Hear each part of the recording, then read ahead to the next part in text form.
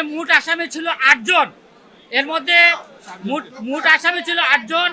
সাইফুর রহমান, শাহ মাহবুবুর রহমান রনি, তারেকুল ইসলাম, অর্জুন লস্কর, আইনুদ্দিন উর্ফে আইনুল, মিসবাউর রহমান রাজন, রবিউল ইসলাম এবং মাহফুজুর রহমান মাসুম।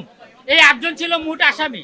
এর মধ্যে মাননীয় আদালত এখানে 1 নম্বর আসামি সাইফুর রহমানকে 7 এবং 9-এর 3 ধারার অভিযোগ সন্দেহাতীতভাবে প্রমাণিত হয় মৃত্যুদণ্ড দিয়েছে।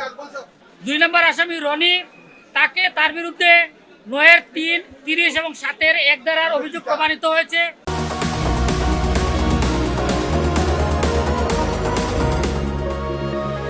9-এর 3 এবং 30 ধারার অভিযোগের জন্য তাকে যাবজ্জীবন এবং 1 লক্ষ টাকা জরিমানা এবং 30 ধারার অভিযোগ প্রমাণিত হয় তাকে 14 বছরের কারাদণ্ড এবং আরো 50,000 টাকা জরিমানা করেছেন।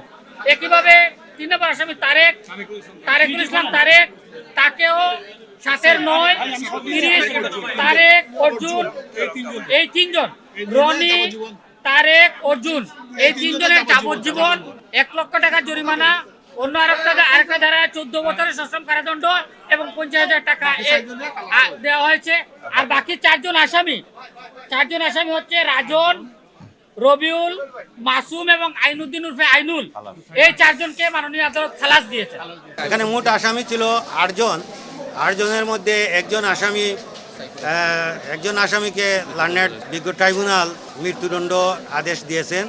3 জনকে যাবজ্জীবন কারাদণ্ড এবং আরেকটা মামলায় একটা সেকশনে 14 বছরের সাজা দিয়েছেন, যাদের নাম হলো তারেক, রনি এবং অর্জুন লস্কর।